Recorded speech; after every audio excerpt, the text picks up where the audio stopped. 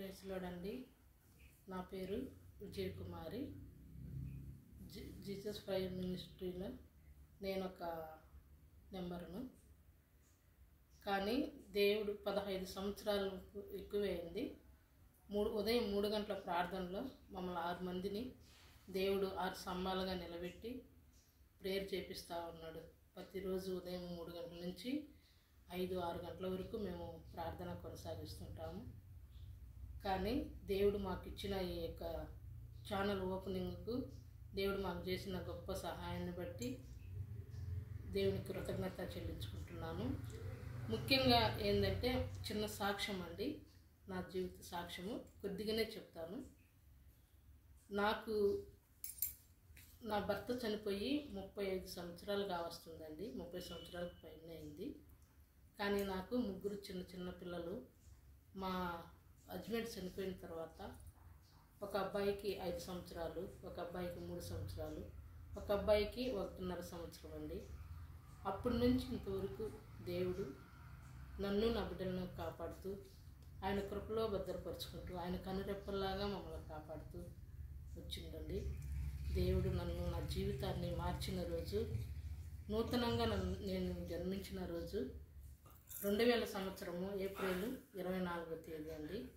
పరిశుద్ధ ఆత్మదేవుడు నా చెంతకు వచ్చి నన్ను తాకి నన్ను బలపరిచి స్వస్థపరిచి నా బిడ్డలను నన్ను ఆయన గరుడు పక్షి ఎలాగైతే తన రెక్కల కింద దాచుకుంటుందో ఆ రకంగా నా బిడ్డలను దాచుకొని ఇంతవరకు నన్ను నా బిడ్డలను కాపాడినాడండి.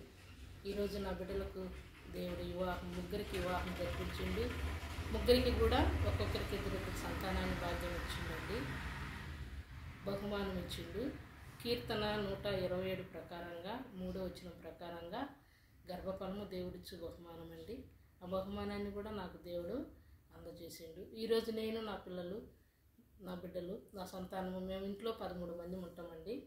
3 కొడుకులు, 3 కోడళ్ళు, 6 మంది సంతానము.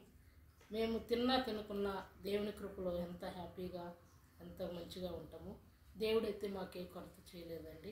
ఈరోజు ఛానల్లో నేను సాక్ష్యం చెప్పడానికి కూడా దేవుడు నాకు ఇచ్చిన గొప్ప ఈ అవకాశాన్ని మా కోసం ఈ ఛానల్ ఓపెన్ చేయడానికి మా సహోదరి, మా సిస్టర్ గారు, మా అందరినీ మా నాయకత్వం వహించి నడిపించాము మరేరాని సిస్టర్, సిల్వరెడ్డి అన్న, ఇద్దరికి కూడా నేను కృతజ్ఞతలు చెల్లించుకుంటూ ఎవరైతే నా సాక్ష్యం వింటున్నారండి వారందరూ కూడా ఒంటరిగానే మీరు బాధపడొద్దు, ఏమి లేదని బాధపడొద్దు.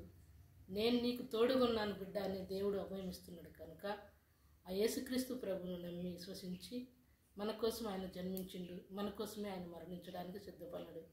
కాబట్టి ఆయన మార్గంలో మనం నడిచి ఆయనలో మనం జీవించాలని వింటున్న వారందరికీ కూడా నా హృదయపూర్వక వందనాలు, కృతజ్ఞతలు చెల్లించుకుంటూ ఈ యొక్క చిన్న సాక్ష్యాన్ని నేను ముగిస్తున్నానండి.